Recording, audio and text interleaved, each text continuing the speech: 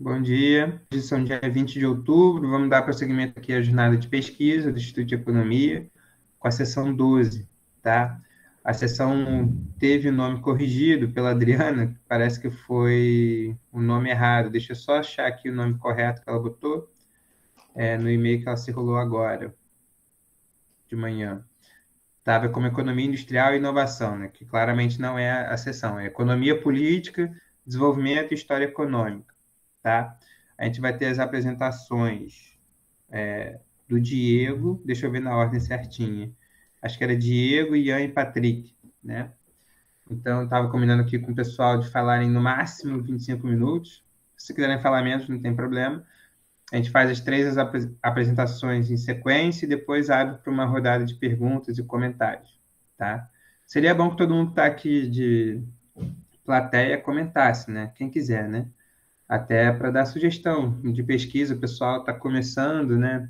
As pesquisas, no caso aqui, os três são orientados por mim, tá? Enfim, a gente está começando mesmo, esse semestre a gente não avançou tanto quanto a gente gostaria, por uma série de problemas, enfim, do remoto, mas é isso. Diego, a palavra está contigo, são 9h06, 9h07, né? Você vai ter até 9h32, eu te aviso quando tiver faltando 2 minutinhos, tá? Beleza, eu vou compartilhar aqui com vocês. Agora, deixa eu procurar onde que... daqui. Eu costumo apresentar a tela inteira, que dá menos trabalho. Mas só cuidado com o que você tem aberto aí no teu computador. Não, relaxa, tá tranquilo. Vocês estão vendo aí? Começou, estamos vendo sim. Beleza, deixa eu botar aqui.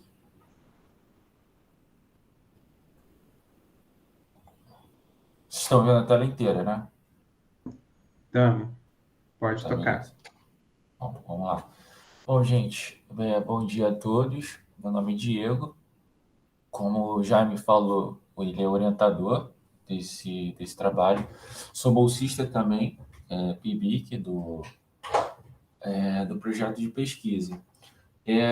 O tema hoje, eu vou tentar falar um pouco sobre a relação entre o neoliberalismo e a democracia liberal, né? E entendendo seus possíveis conflitos e unidades, né? Bom, então, sobre esse projeto, né, ele está ligado a um projeto maior, que é o chamado Resistência às Mudanças Sociais, análise do neoliberalismo no Brasil. Inclusive, tanto o Ian quanto o Patrick, que vão apresentar depois de mim, também partem desse projeto maior, com enfoques, obviamente, mais diferentes, né? Então, do que eu vou apresentar hoje, o objetivo geral é em que medida a democracia liberal, que é a forma política atual, né, hegemônica hoje, não só no Brasil, mas global, ela é compatível com o neoliberalismo, que é também regime de acumulação atual no Brasil, mas também hegemonicamente no mundo, assim, né? Aqui eu coloquei um pouco das motivações que eu tive para desenvolver esse trabalho.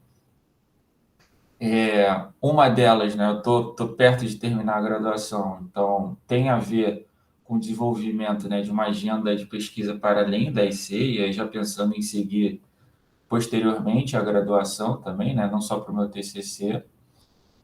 Já temos 4 décadas, né, de hegemonia neoliberal, então a gente já tem bastante material para analisar os impactos, né, desse processo de acumulação.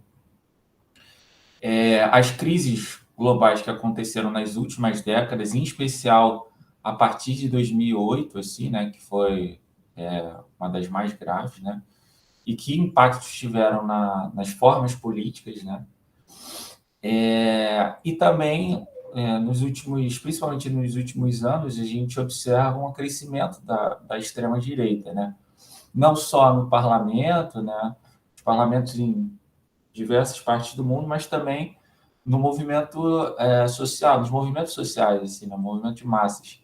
Então, se há uma relação dessas reformas neoliberais colocadas com ascensão desses movimentos.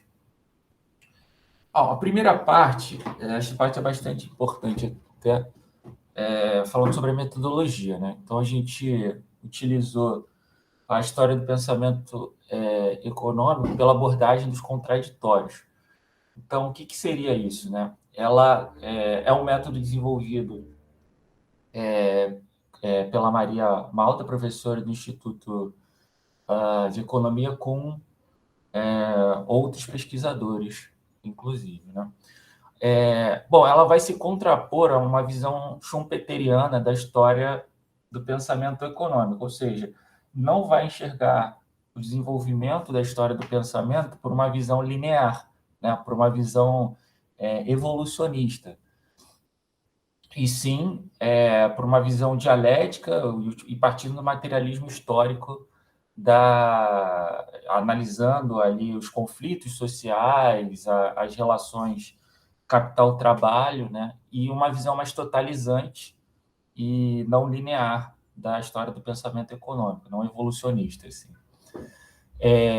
Bom, por partir de uma visão marxista, né, um elemento fundamental é a relação dialética da estrutura-superestrutura, né, ou seja, o modo de produção, né, material tem uma relação diretamente com elementos superestruturais, Estado, ideologia, né?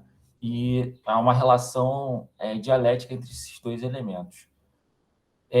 Crítica para Marx e sua função chave para a leitura, no caso, o que seria aí o que o Marx considera como crítica, né? Ou seja, um processo de apreensão dos principais elementos, né, da realidade, mas também até da história do pensamento, né, aprendendo esses principais elementos, porém de uma forma crítica, né, descartando aqueles elementos que não são mais compatíveis com a realidade ou não são interessantes do ponto de vista teórico. Interessante no sentido de apreensão da realidade, né? Parte também tanto de elementos das controvérsias, então a gente vai analisar as contradições entre as diferentes linhas teóricas, né, analisadas, e também partindo dos intérpretes do Brasil. Beleza. Aqui eu vou passar rapidamente, mas é basicamente dar alguns elementos teóricos principais da onde que a gente parte, né? A gente parte da leitura do Alfredo Said Filho e Lécio Moraes no livro Brasil, Neoliberalismo versus Democracia. Aqui eles vão fazer uma análise desse processo do desenvolvimento da democracia, com uma análise principalmente mais voltada ao econômico, né, mas tentando pegar elementos totalizantes também, analisando a implementação do neoliberalismo aqui no Brasil. De um artigo do Daniel Pereira Andrade, que é um sociólogo, dizendo que é o neoliberalismo, bem interessante, que ele vai fazer uma sistematização da história do neoliberalismo, mas também pegar as principais contradições, as diferentes correntes teóricas que analisam o neoliberalismo. Desse artigo eu pego mais as visões marxistas, né? O Florestan Fernandes, no livro Pensamento e Ação, o PT e os rumos do socialismo, que é um livro que é importante, né? São elaborações importantes que são feitas ali no processo, estava vivenciando ali em 89 o processo de redemocratização do Brasil, mas ao mesmo tempo também o fim já do socialismo real no mundo, assim, né? Então, tem leituras bem interessantes, tanto no Brasil, né, mas que estão relacionadas também com algo mais amplo, assim, né? E do Mesaros, a crise estrutural do capital, principalmente em relação ao conceito de crise estrutural do capital, né? Que basicamente, assim, sistematizando, seria que o capital é crise, né? Então, diferentes de visões estruturalistas, não há uma maneira de você tentar mediar ali. As crises são cíclicas e a tendência, inclusive, é aumentar esses processos, né? O capital e a crise são fenômenos incontroláveis, assim.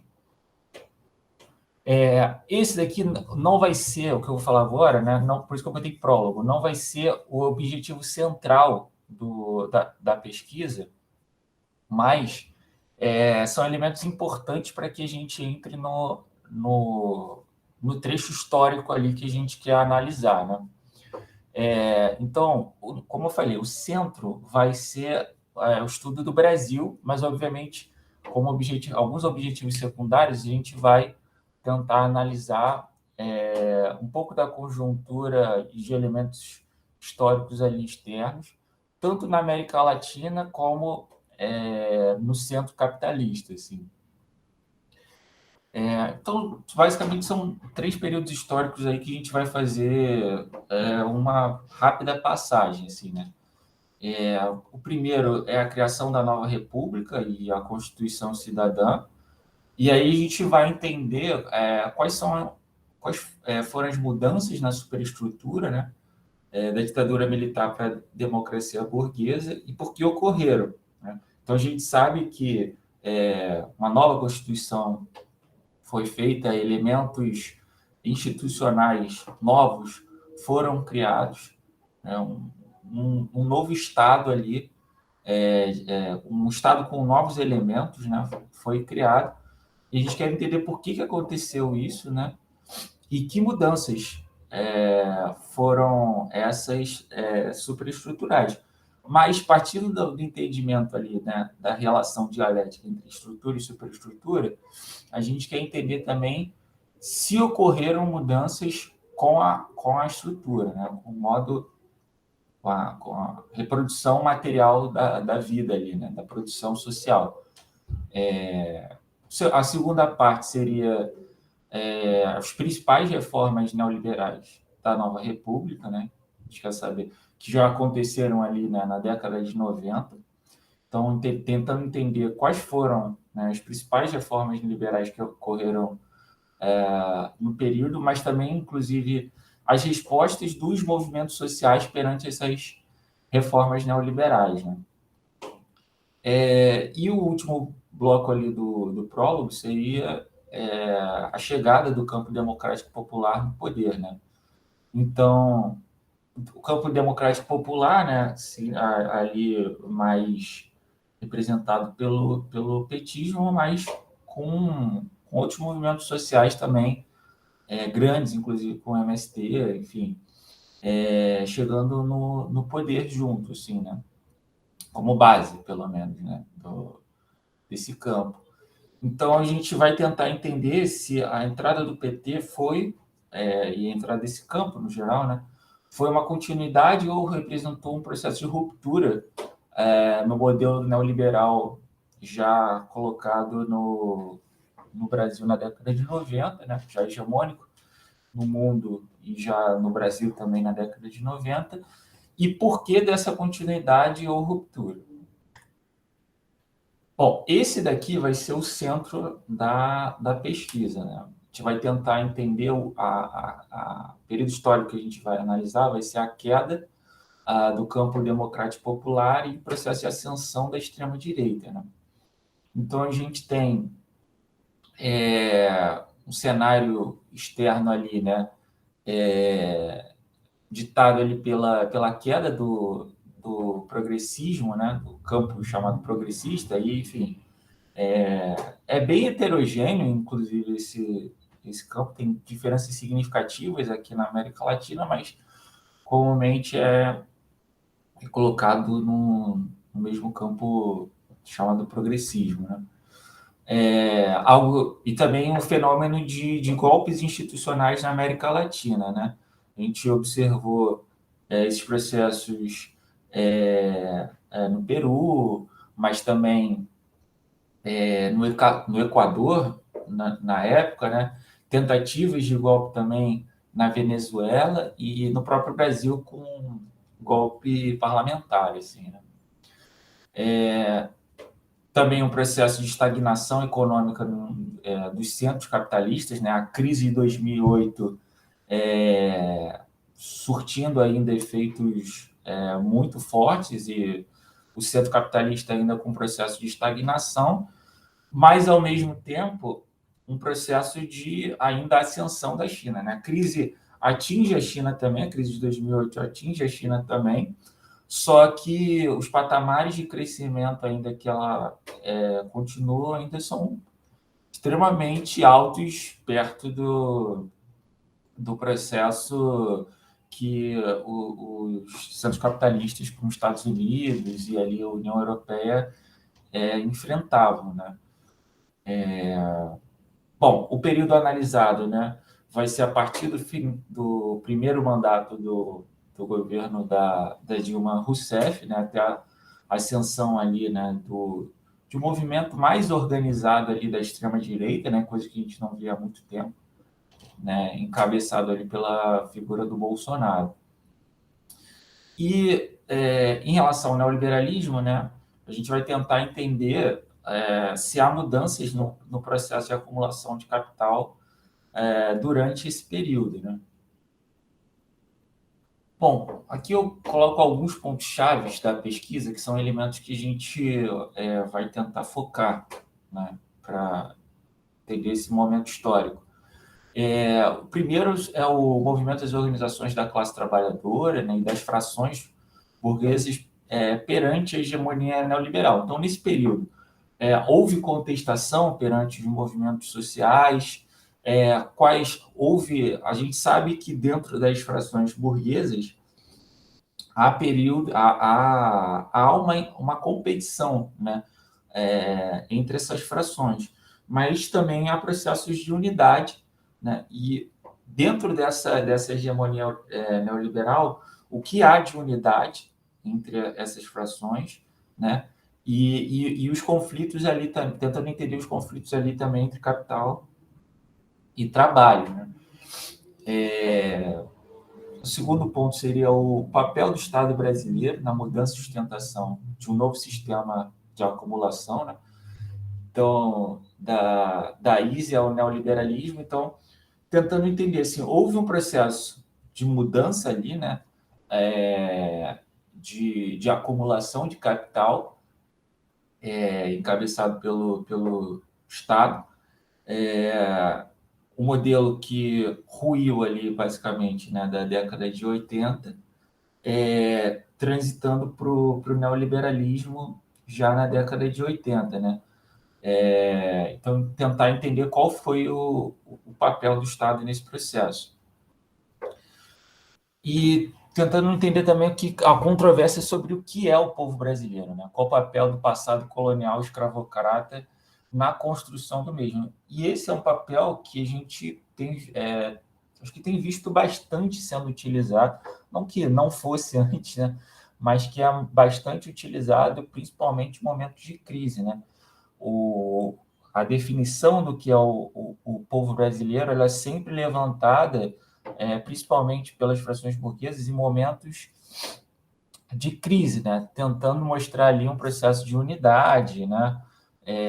Entre relações que são naturalmente conflituosas, né? Como da burguesia e da classe trabalhadora, né?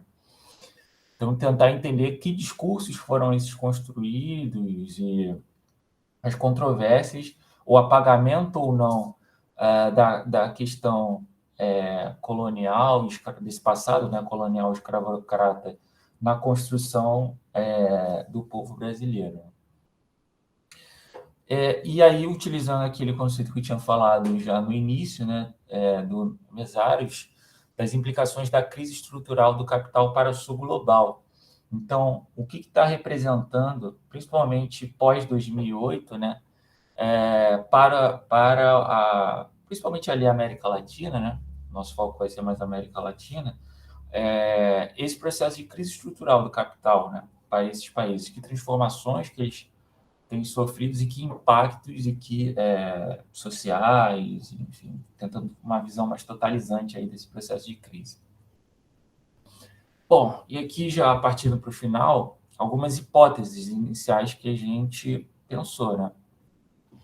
Então, a primeira é que as crises econômicas facilitam o avanço do neoliberalismo, Essas hipóteses aqui a gente pode até aprofundar um pouco mais durante as perguntas, mas tem relação com o que a gente tem observado no processo de crise hegemônica, né? E aí, novamente, principalmente, acho que esse processo fica mais claro pós-crise de 2008, principalmente aqui para a América Latina, né?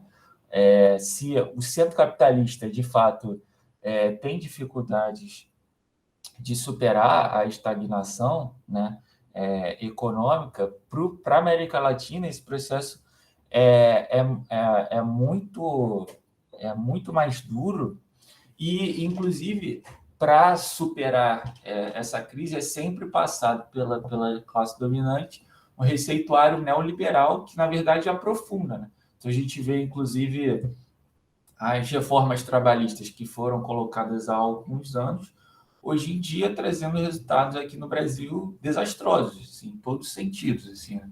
Seja pelo aumento do desemprego, pela precarização do trabalho, e sempre passado como receituário justamente para superar os processos de crise. As contradições do movimento, então, ao mesmo tempo que há uma exaltação dos valores democráticos, né, liberais, e aprofundamento do neoliberalismo, né? O que eu quero dizer com isso? Principalmente no Brasil, né, com o avanço assim, de diversos setores fascistas, de extrema-direita, filofascistas, né, a oposição liberal exalta que se coloca como oposição ao bolsonarismo, ela exalta valores democráticos, muitas vezes em abstrato, mas, ao mesmo tempo, defende o aprofundamento do neoliberalismo, né? E há uma contradição clara nesse processo, né? Que o aprofundamento do neoliberalismo ele é minimamente contrário até a valores liberais, assim, de democracia, assim. E, por fim, a relação do avanço neoliberal e da extrema-direita, né? Bom, aí não precisa muito falar aqui no Brasil, acho que já é algo bastante... há uma relação bem nítida, mas pegando até exemplos mais globais, assim, né? A gente observa, por exemplo, exemplos mais dramáticos até, né? Ali no leste europeu, na Ucrânia, Polônia, na Grécia, né? A gente viu o partido Aurora Dourada, né? Que é um partido assim que não tem vergonha, inclusive não tem o mínimo problema em demonstrar os laços diretos ali com o fascismo clássico, assim, né? Tem como seus principais referenciais teóricos ali personagens ali do fascismo clássico mesmo, assim, sabe? E tudo isso no processo, por exemplo, na Grécia, o crescimento da Aurora Dourada foi justamente após a implementação de um pacote neoliberal duríssimo, assim, sabe? Então, e aqui no Brasil, acho que a gente ainda não chegou a esse patamar, né? Também de organizações ainda de massas que tenham um referencial muito próximo até de elementos históricos do fascismo clássico, mas a gente vê uma exaltação de valores proto-fascistas, autoritários, muito preocupantes com o aumento da crise, né? E é isso, gente, basicamente. Vou terminar um pouquinho mais cedo, mas aí até para abrir tempo depois mais para as perguntas. Valeu, É isso, Diego. obrigado, Obrigado. galera. Valeu pela apresentação. Eu estava quase avisando que faltavam 2 minutos, tá? Mas é isso, né? Ele botou a bibliografia, né? Ele já tinha comentado ao longo da apresentação, mas se quiserem, assim, nesse final, podem falar um pouco da bibliografia, tá? Vocês estão me ouvindo bem ou eu estou travando? Dá para ouvir? Beleza. Pessoal, só um aviso para quem está aqui de plateia, chegou um pouco depois de começar, a Adriana, do Instituto de Economia, pediu para avisar o seguinte, para aqueles estudantes que quiserem certificado de horas complementares, peçam aqui deixem registrado aqui no chat, eu quero certificado, tá? Quero um negócio de horas complementares que depois ela emite, tá? Ela vai ver, vai receber a gravação e vai ver aqui o chat também, tá bom? Então, obrigado, Diego. Sem mais delongas, eu vou passar para o Ian. Ian, são 9h30, eu vou te dar até 9h56, tá? Para apresentar. Tá contigo. Tá bom, beleza. Tô compartilhando a tela aqui. Quando vocês estiverem vendo, se vocês puderem dar um confirma. Começou o compartilhamento. Tá em tela cheia aqui?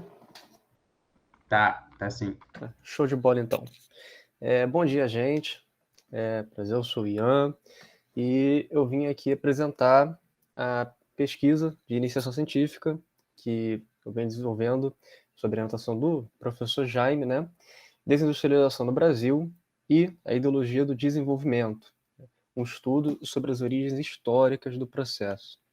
Essa pesquisa que se iniciou em novembro de 2020, plena pandemia. Bom, eu queria começar primeiro trazendo aqui o que o Diego já trouxe, mas para reiterar que essa pesquisa faz parte de um projeto mais amplo de pesquisa cujo nome é Resistência às Mudanças Sociais, análise do neoliberalismo no Brasil. Então, de novo, o Diego já comentou sobre isso, mas a ideia é que cada cada pesquisa contribua com uma parte de um todo para a gente conseguir entender da melhor maneira possível, aprender da melhor maneira possível o fenômeno do neoliberalismo.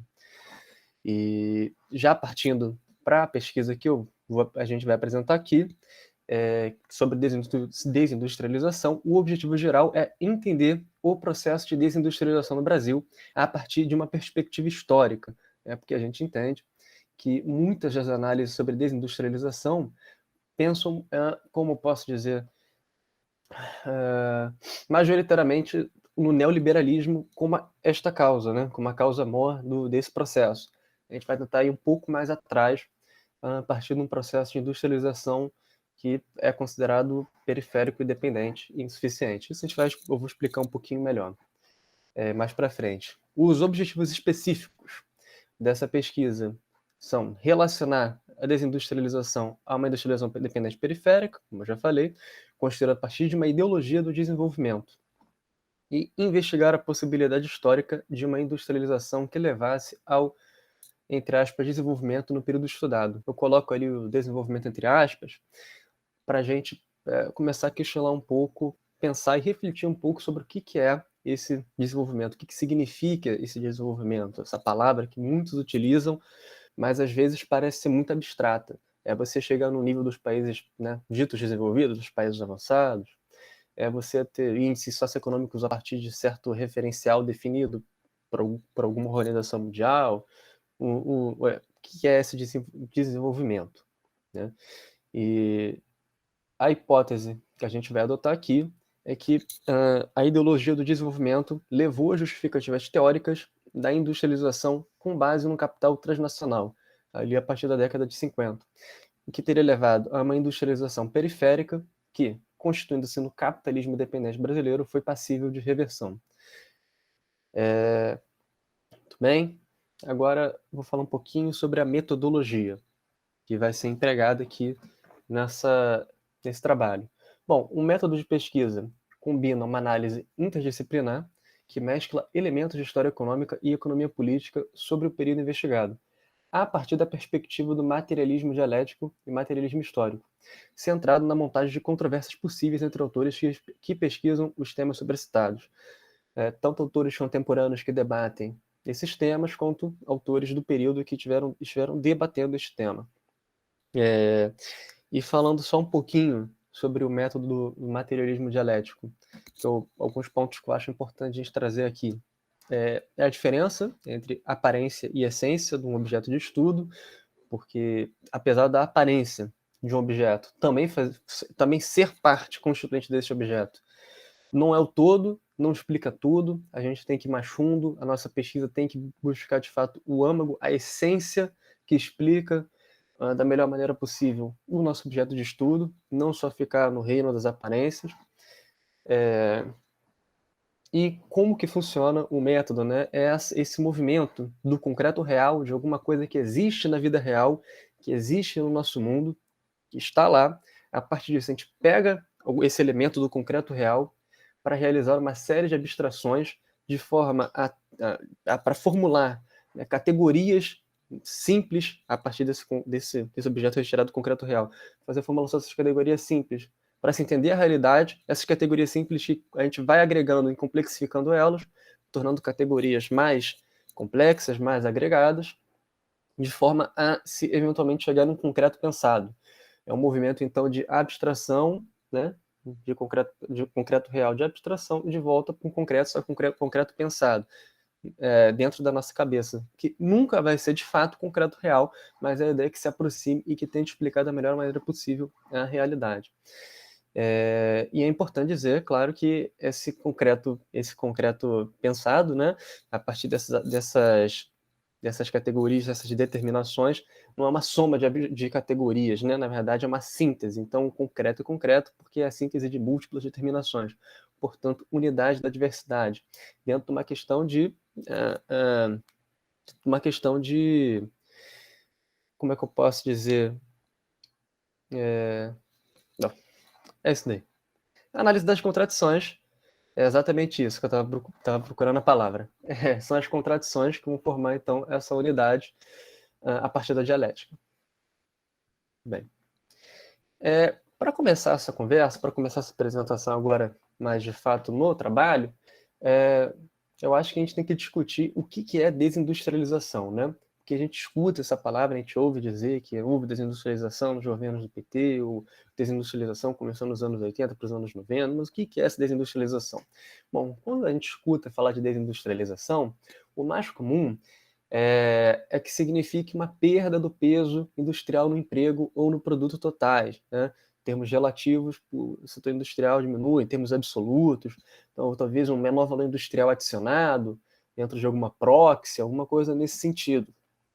A gente vê que os heterodoxos eles vão falar sobre desindustrialização, vão falar que, por exemplo, no Brasil tem uma desindustrialização prematura, contrapondo-se a uma desindustrialização que seria talvez mais natural nos países do norte global, dado que a desindustrialização naqueles países se dá em prol de um setor de serviços com maior valor agregado, com maior densidade tecnológica que vem crescendo, enquanto no Brasil isso não aconteceria, apesar de o setor de serviços de fato aumentar, seria mais baixa intensidade tecnológica, e antes de ter alcançado certos índices que seriam considerados como eu posso dizer, referenciais para um processo de desindustrialização natural. Então, uma desindustrialização prematura seria o que poderia acontecer no Brasil, um processo de doença holandesa, né, que é o processo de apreciação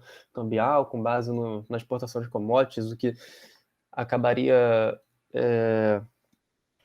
atrapalhando, né, diminuindo a competitividade industrial no setor internacional, que desincentiva a produção industrial, que levaria também a uma desindustrialização, a própria questão da taxa de câmbio, né, a heterogeneidade entre subsetores industriais, no sentido de que, apesar de você ter uma indústria, pode ser que seja especializada em setores de baixa ou baixa média intensidade tecnológica, e então seria um processo de desindustrialização, a partir de um processo de, se você tinha uma indústria mais baseada em média ou média alta intensidade tecnológica, se você baixar para média ou média baixa intensidade tecnológica, então seria visto como um processo de desindustrialização a partir da diminuição da intensidade tecnológica. Então, alguns autores que vão trabalhar a partir dessas ideias, ou de ideias similares, seriam Pérez Pereira Marconi, o Soares et al., e Treghena e Andreoni. A gente também tem a visão dos ortodoxos, que vão falar sobre vantagens comparativas, né? Essa questão de que se o Brasil ele tem maior vantagem no cenário internacional na produção de commodities, na produção de produtos primários, deveria focar nisso. Então, a desindustrialização nesse sentido seria um ajuste natural a partir do mercado para distorções que teriam ocorrido por conta de intervenção estatal no século passado. Então, a partir dessa vantagem comparativa, a desindustrialização seria um processo natural, uma questão da baixa competitividade na indústria brasileira, que acabaria levando à destruição dessas empresas pouco produtivas. Então, essas ideias a gente encontra no Lazzarini et al. E no Bonelli et al. Também tem ideias similares, onde eles até mencionam que haveria uma doença soviética no Brasil, ou seja, o Brasil seria sobre-industrializado artificialmente, com certeza, a partir da noção, né, de, não sei, industrialização natural, não sei. Bom, a perspectiva que a gente vai adotar nesse trabalho é a perspectiva da formação nacional, conforme descrito por Adler, João Adler. Então, citação, né? É a contradição entre as necessidades crescentes de um Estado, de uma sociedade nacional e de um mercado interno em formação, por um lado, e a debilidade e estreiteza de uma economia colonial, das permanências e heranças do passado colonial, do escravismo e da posição subalterna no sistema capitalista, por outro, que impulsionam o processo de formação do Brasil contemporâneo. Então, aqui é importante notar como que dentro desse processo de tentativa de, como é que eu posso dizer, de uma Brasil nação que busca nascer, que busca se impor como uma nação, que busca se formar enquanto nação, você tem elementos que podem ser ditos anacrônicos, que acabam sendo carregados a partir da velha sociedade colonial, da velha sociedade escravista no país, a partir de uma inserção também subalterna no sistema capitalista internacional. Isso tudo está dentro do nosso processo de formação capitalista, dentro do nosso processo de formação nacional. E, nesse sentido, o desenvolvimento era associado, mais no século passado, à problemática da formação nacional e condicionado a solucionar os principais problemas que afligiam a grande maioria da população, ou seja, a dependência e os anacronismos sociais. Então, a gente quer agora trazer o que seria então a desindustrialização ou a industrialização a partir dessa perspectiva da formação nacional. E, para isso, a gente vai usar o Maurício Espósito. Então, a industrialização, a partir dessa perspectiva, seria a constituição de um sistema industrial integrado e que tem no mercado interno o eixo dinâmico da economia. Ele vai se referir a um processo que apresenta um comando nacional que permita atrelar o desenvolvimento industrial aos desígnios nacionais, possibilitando ter autonomia relativa frente ao sistema internacional e suprir as necessidades básicas da população. São fases interdependentes que, se não forem trilhadas em conjunto, enveredam a industrialização para a saturação, tornando-a passivo de reversão. E aqui é importante notar, então, a importância que se dá ao suprimento das necessidades básicas da população, porque a gente pode notar que a industrialização que aconteceu no país da década de 30, da década de 80, mais ou menos, mas principalmente a partir da década de 50, ela privilegiou muito o andar de cima, a partir de um processo de concentração muito intenso. Então, você tem três ou quatro fatores que seriam primordiais para uma industrialização que de fato se mantenha, que seria esse sistema industrial integrado, mercado interno como eixo dinâmico da economia, um comando nacional para atrelar o desenvolvimento industrial aos desígnios nacionais, de forma a ter essa autonomia e suprir as necessidades da população. Nesse sentido, a desindustrialização, então, é o desmantelamento disso tudo, ou seja, a desintegração desse sistema industrial, né, o retorno do eixo dinâmico da economia para o mercado externo e a quebra desses mecanismos centrais de comando. Não se reduz a meros números, a mera contabilidade de um papel da indústria no PIB. Você tem uma explicação um pouco mais profunda para o que seria a desindustrialização a partir dessa perspectiva. E, bom, a gente vai usar também a ideologia do desenvolvimento e o papel que essa ideologia veio a ter no processo de industrialização dependente que o Brasil teve. Então, para poder trabalhar um pouco isso, e essa parte ainda está mais incipiente, está mais no início, a gente vai utilizar o livro do Fernando Corrêa Prado, onde ele vai falar que o desenvolvimento ele surge como ideologia, ele vai surgir como nos discursos, ele vai surgir como, enfim, vai surgir com como um horizonte utópico, como um projeto político e como processo histórico. Ele tem essas três características e ele é recorrentemente utilizado como esses três fatores, uma hora um, hora outro, hora outro. Então, por exemplo, quando nós precisamos passar pelo desenvolvimento, que é o processo histórico de desenvolvimento, a partir de um projeto de desenvolvimento, que seria projeto político, para poder alcançar o desenvolvimento, que é o horizonte utópico. Quer dizer, você está usando desenvolvimento aí 3 vezes, e se a gente encontra discursos de diversos políticos ou diversos pensadores, a gente pode enxergar, por exemplo, no discurso do Ciro Gomes com o PND, né, Pacto Nacional de Desenvolvimento. Acho que para que ele quer fazer esse Pacto Nacional de Desenvolvimento? Para chegar no desenvolvimento. Então, isso não explica nada, acaba sendo abstrato nesse sentido. A origem dessa ideologia, ela se situaria no contexto do pós-Segunda Guerra Mundial, em particular com a Guerra Fria. Seria parte da construção da hegemonia do próprio capitalismo frente ao socialismo. Que sentido isso quer dizer? Isso quer dizer que, a partir do desafio que o bloco soviético estava impondo ao bloco capitalista, houve uma necessidade da formulação de alguma perspectiva de alcance dessas economias subdesenvolvidas ou atrasadas, ou enfim, como a gente quiser chamar, para um alcance dessas economias às economias mais avançadas. E é a partir daí que então surgiria essa ideologia do desenvolvimento. Ela teria ingressado na América Latina devido às contradições internas da região, da influência estadunidense na região. A CEPAL, ela dialogou bastante sobre o tema, a partir da CEPAL ter tido bases teóricas e críticas à chamada economia do desenvolvimento do período também, dialogou bastante.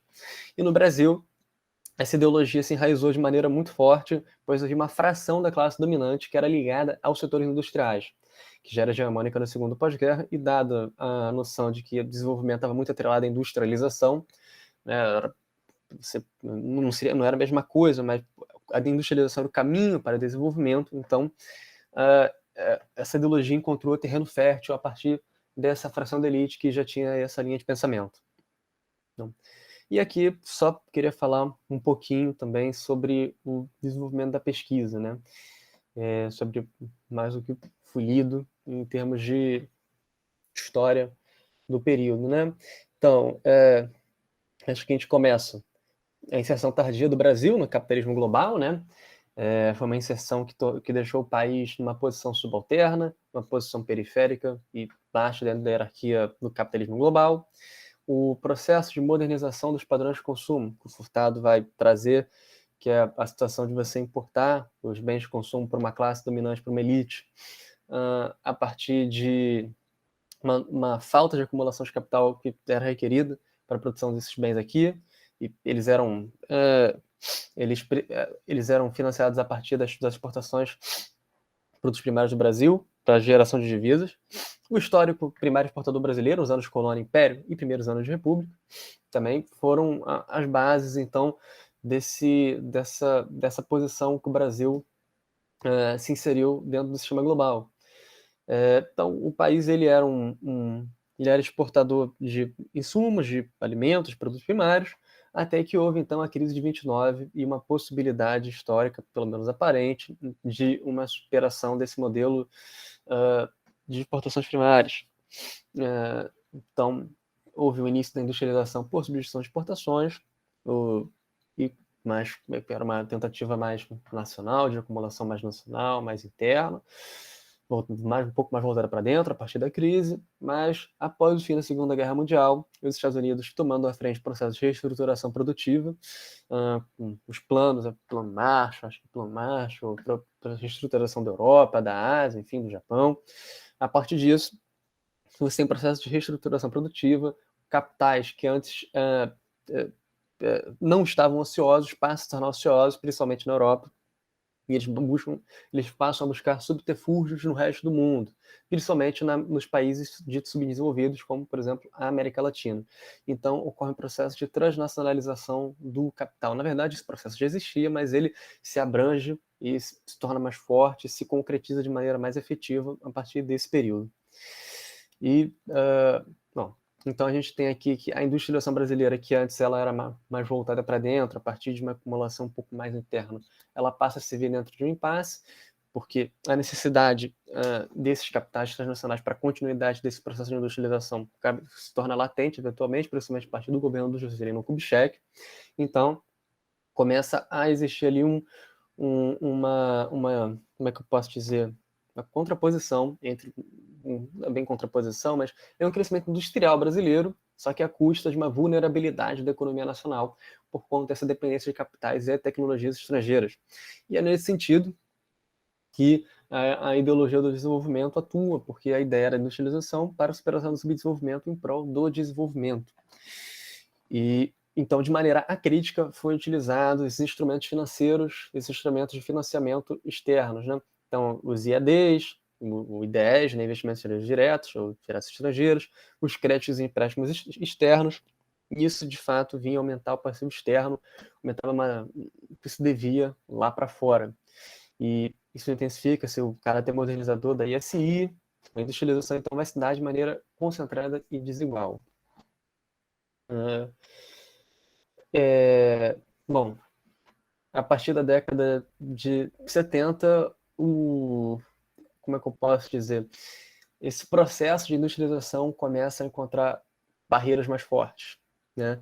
Já encontrou nos anos 60, mas nos anos 70 se intensifica. Então, crise do petróleo, na década de 70, o avanço do neoliberalismo, crise da dívida externa, ocasionada pelo choque de juros Volcker, né?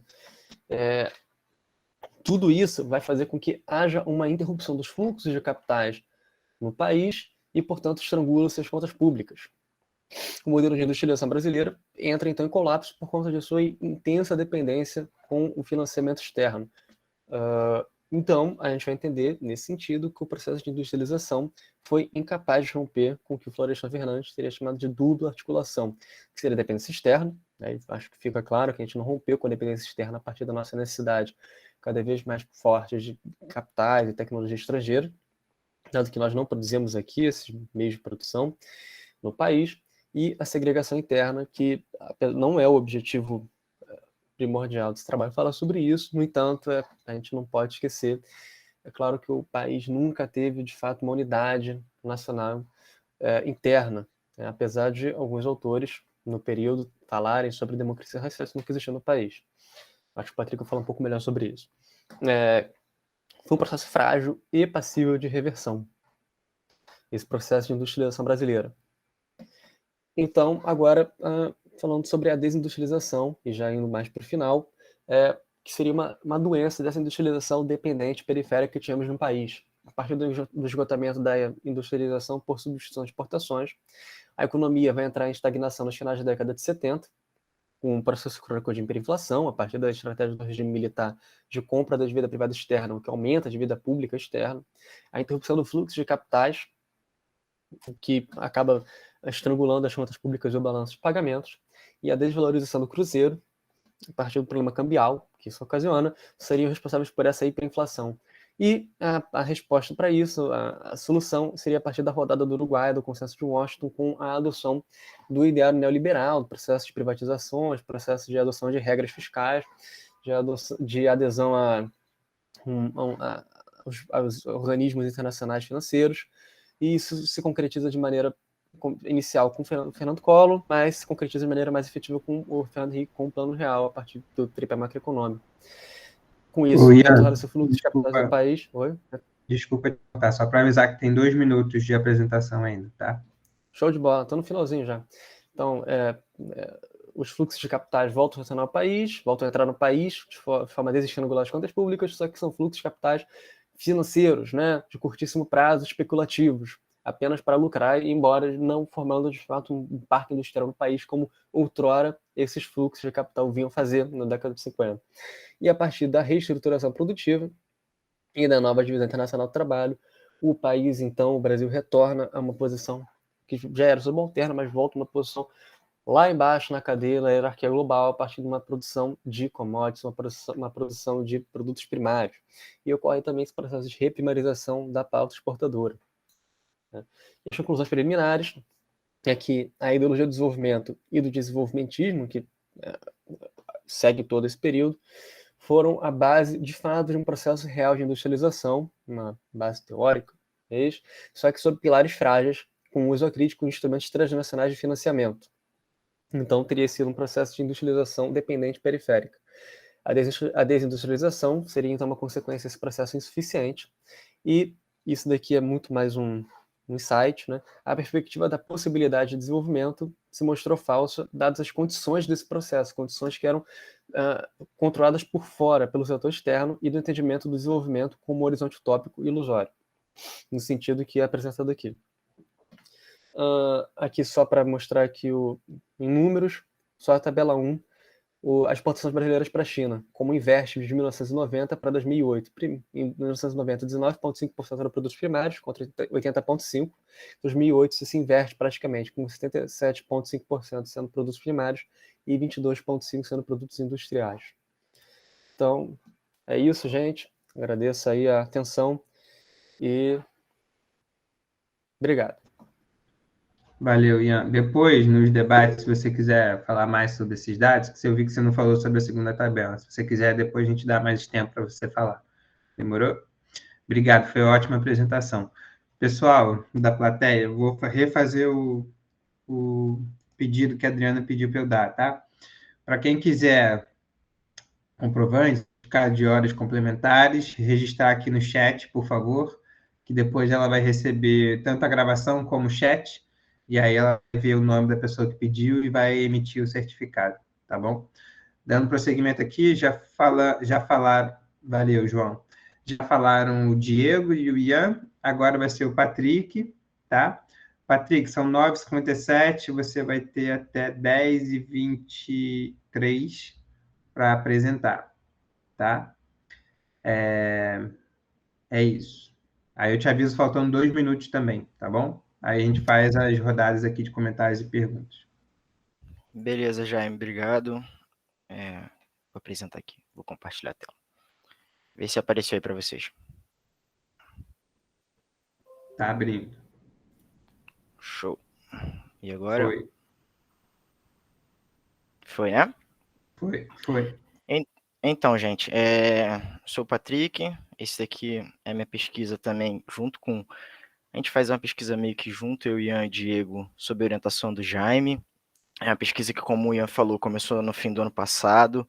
Ela tem como objetivo central, né, objetivo maior, analisar o neoliberalismo em suas diversas facetas, em seus diversos níveis de composição, de contradição, em relação à história brasileira, né, em relação à democracia, em relação à luta de classes, numa perspectiva marxista. O meu foco aqui diverge um pouco dessa questão da democracia, mas a engloba necessariamente, que a gente está pretendendo buscar, o que eu estou pretendendo levantar aqui, o ponto que eu parto é o concreto como ele se apresenta, né?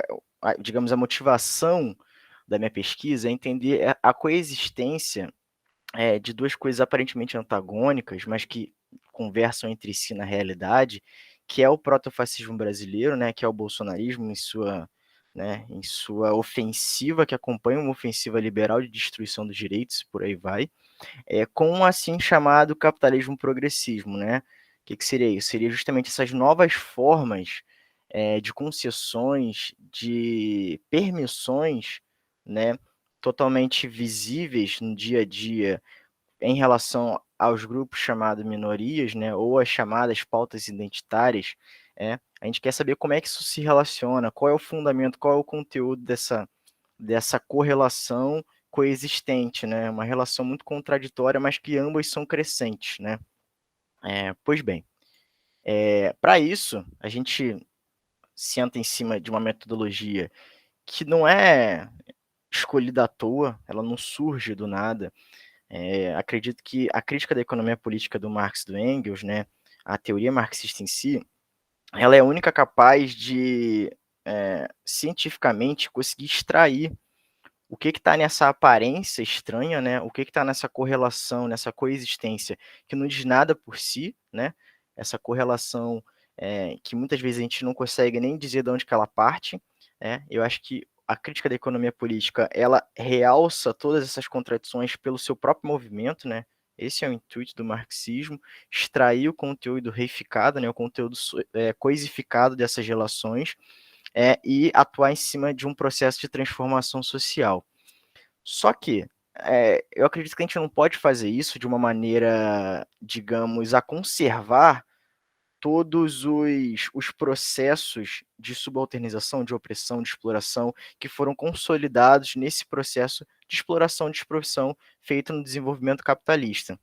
Então, eu uso duas abordagens. Uma é que a gente desenvolve lá com a professora Margarita no NUENF, no Núcleo de Estudos e Pesquisa de Economia e Feminismos, que é a teoria decolonial, que é o intuito de você conseguir repartir teórica e, obviamente, levar para a praxis política, para a praxis transformadora, essa desconstrução dos processos eurocentrismos, do processo racista e por aí vai, mas também num pensamento crítico, e aí abordando em cima do lema do Laboratório de Estudos Marxistas, que o pensamento é produto dessas relações, né? O pensamento não é uma coisa que acontece solta, pelo contrário, ele é produto dessa realidade contraditória que engloba essas contradições coloniais, né? Obviamente, no sentido muito nacional, principalmente, olhando para o Brasil. Então, a gente está diretamente em contato com uma formação de pensamento que vai está entranhada com essas sequelas, né, do colonialismo, da colonização e por aí vai. Então, a abordagem das controvérsias busca explorar esse sentido numa perspectiva de que o pensamento está sendo formado e, ao mesmo tempo, está formando essas novas contradições, e, se é assim, a gente tem que atuar num sentido decolonial, né? Então, partindo direto agora para uma abstração desse caminho que a gente começou, né? Que a gente começou ali atrás vendo como desvendá-lo, vendo como, enfim, entendê-lo por dentro. Um caminho que eu acho muito interessante e que a gente atua no lema é o caminho dos intérpretes do Brasil, que nada mais foram, nada mais são do que pessoas comprometidas, e aqui eu estou me restringindo a intelectuais que eu considero orgânicos da classe trabalhadora, ou seja, intelectuais que fizeram sua vida militante, sua vida acadêmica, sua vida profissional em torno da resolução, do entendimento dos problemas para os trabalhadores, né? Eu estou me restringindo a essa galera. E eu acho que é fundamental a gente se ater nisso, porque se a gente quiser aprender o presente de maneira crítica, de maneira a entender essas relações internas que estão estranhas a gente no presente, o caminho que os intérpretes do Brasil fizeram é exatamente esse, entende? É exatamente um caminho de se perguntar o que é o Brasil, por exemplo. É o caminho que Luiz Gama fez ao tentar entender qual o papel do escravo, qual o papel do negro escravizado nessa formação colonial, que a época dele era um movimento estranho, era um movimento, nas palavras do Clóvis Moura, antagônico, né, um movimento contraditório dentro de si, e nada mais é do que olhar o presente como história, né? Querer olhar o hoje com um olhar do passado, como um passado acumulado, mas pensando no futuro, em transformar o futuro.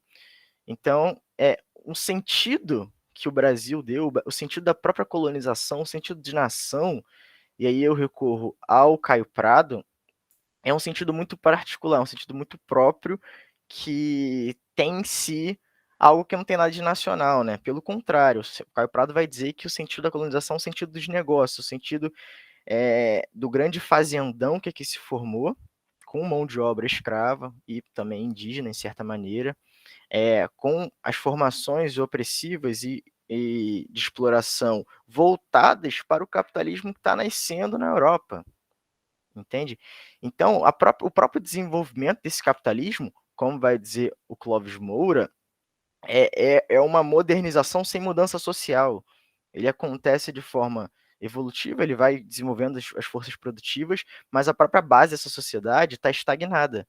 Então é possível a coexistência muito contraditória de uma espécie de modo de produção escravista, nos termos do Clóvis Moura, com o capitalismo, né? Com o interesse voltado para fora e vivendo ali em torno da lei do valor, né? Lá do lado de fora.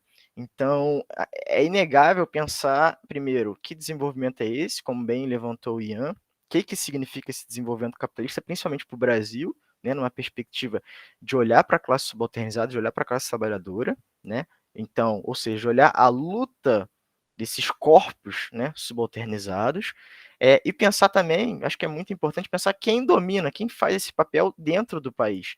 E eu acho que nada melhor do que Florestan Fernandes para pontuar o caráter sociopata dessa classe que domina esse processo, né? Desses estamentos senhoriais, nos termos dele, que futuramente uns ou outros emergem como burguesia, né, na consolidação da sociedade competitiva, e essa galera vai promover a cristalização de todo esse processo de subalternização que acontecia nesse modo antagônico, escravista e capitalista, né?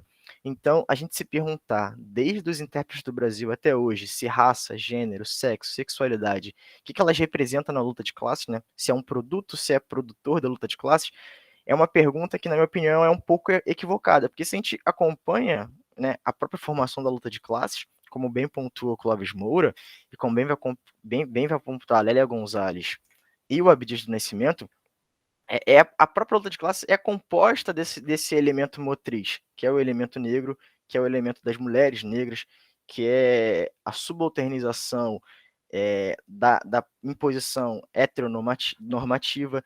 Todas essas composições contraditórias, elas vão conversar diretamente com a própria dimensão de luta de classes, né? A luta de classes brasileira ela desenvolve em torno dessas identidades de raça, de gênero, de sexo, de sexualidade. Então, elas são fundamentais para a gente entender a luta de classes hoje, certo? Então, a composição do que a gente entende como luta de classes hoje, que coexiste uma ofensiva liberal ou neoliberal com algumas formas de concessões a esses grupos subalternizados, eles têm um sentido muito próprio do Brasil e muito particular, que envolve a própria dimensão, a própria particularidade desse capitalismo sui generis, né?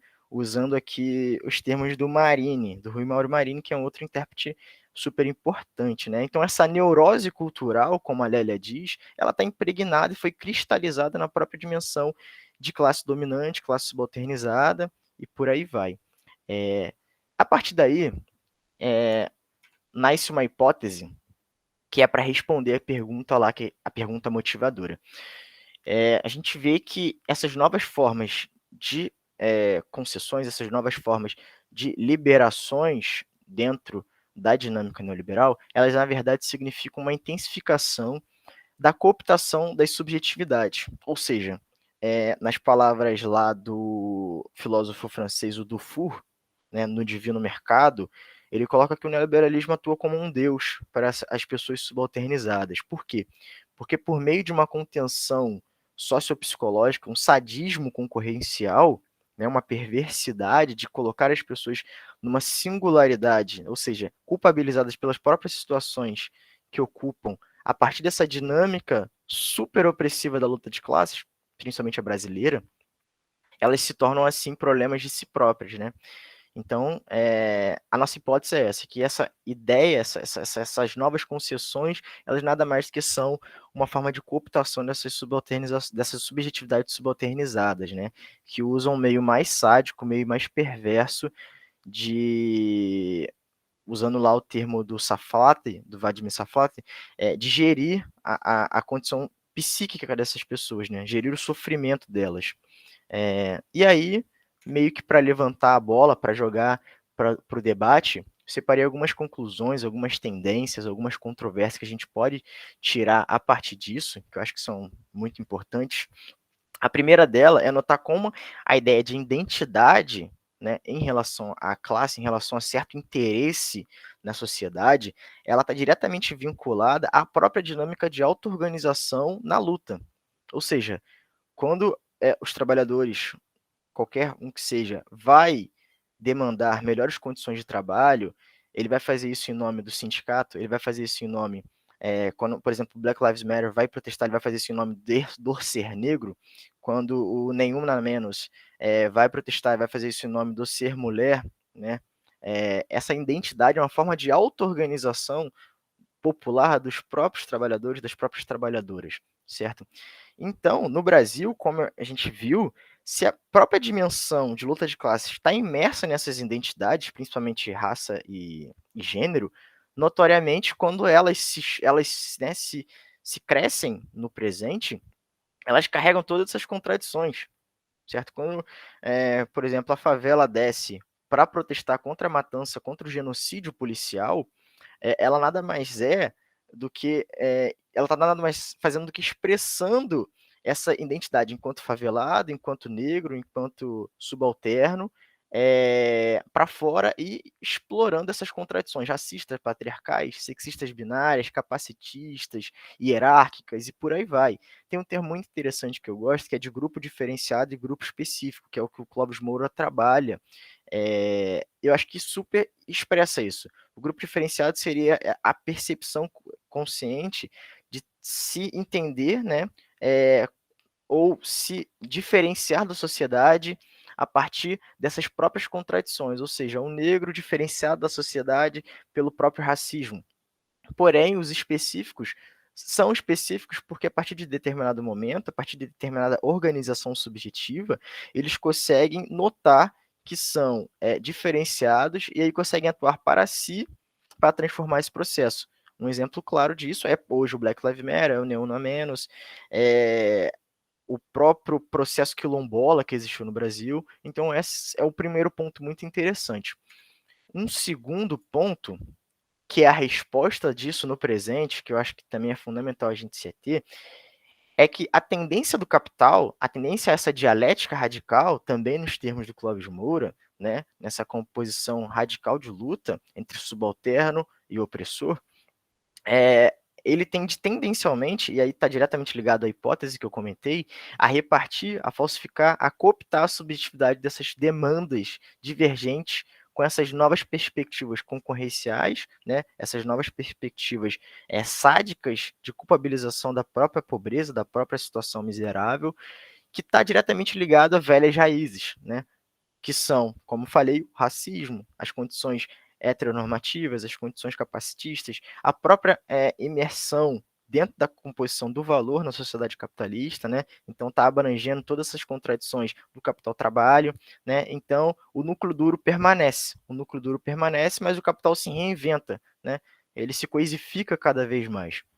E aí a gente entra num terceiro e penúltimo ponto, que eu acho que é muito latente, é muito evidente, né, como um resultado preliminar, uma conclusão preliminar que a gente pode extrair disso, é que essa ofensiva liberal, e aí foi até um pouco do que o Diego falou, ela entra num sentido tanto político, tanto de acumulação, e também, principalmente na minha opinião, ideológico, né, no sentido de cooptar. Então a rédea nos trabalhadores, ela acontece em um duplo sentido muito bem claro, na minha opinião. Primeiro, a própria Lei Geral de Acumulação Capitalista, quando empurra os trabalhadores para uma miséria absoluta, né, aumenta a superpopulação relativa e aí equaciona ainda mais as contradições dentro da própria classe trabalhadora, a competição dentro da própria classe trabalhadora, é uma primeira rédea que é fundamental para o capitalismo, né, para controlar os salários e por aí vai. Essa é uma rédea objetiva, ela está colocada para impedir e consegue impedir a própria manutenção, a própria sobrevivência da classe trabalhadora, né? É um ponto fundamental, nada mais evidente do que a pandemia hoje, né? As pessoas estão passando fome. E um outro ponto que é muito crescente, que é justamente essa simbiose que acontece, é que acontece um universalismo neoliberal, que na realidade não é nada universal, ele é singular, né? Ele conversa diretamente com uma ideia de indivíduo-empresa, um indivíduo empreendedor, que aliena cada vez mais as suas condições subjetivas para a transformação social. Elas são coordenadas, são guiadas como uma rédea de cavalo mesmo, a se compreender como no fim da história, né? Como diz lá o Fukuyama. E para terminar, eu acho que, como a gente comentou desde lá de trás, esse processo dos intérpretes, esse processo da metodologia, utilizando o marxismo, a gente está visando a transformação social, a gente está visando a transformação, a demolição do capitalismo enquanto forma de opressão, enquanto forma de exploração das classes subalternizadas, né? Construção de um novo. Para fazer isso, a gente precisa da massa populacional. As pessoas têm que atuar como sujeitos, como diz a Rosa Luxemburgo, as pessoas têm que atuar como sujeitos, não como objetos, né? Não como instrumentos. Elas têm que propriamente ser os sujeitos dessa transformação social. E aí, o Clóvis Moura usa um termo muito interessante, que é o universo letrado e o universo plebeu. O universo letrado, aí fazendo uma analogia com Florestan Fernandes também, seria, digamos, os semi-integrados da sociedade. São as pessoas que conseguem acessar, de certa maneira, ter um emprego e por aí vai, a sociedade, né? Enquanto o universo plebeu seria, também fazendo uma analogia com o Florestan Fernandes, os condenados do sistema, né? Os excluídos, os marginalizados, que literalmente vão ficar lá no exército industrial de reserva para sempre, vai ser o looping proletariado, não vai ter completamente chance de ascensão social.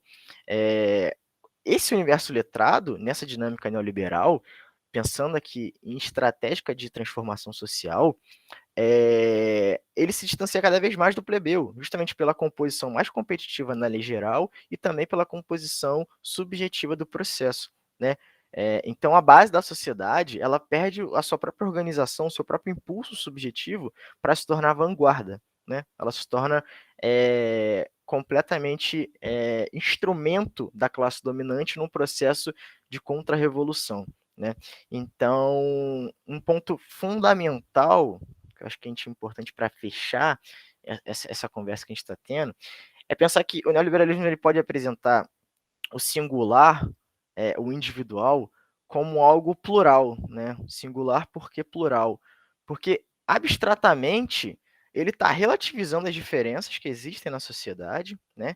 Para criar novos mercados. Ou seja, a gente aceita que existem trans, né? É uma pauta moderna, as pautas LGBTQI, a gente aceita que existe racismo estrutural, a gente aceita que existe a destruição do meio ambiente, mas a gente não faz isso para emancipar, a gente faz isso para criar novos mercados, para criar novas formas de vender, né? Ou seja, para seguir a composição do capital, né? Mais valor, né? Enfim.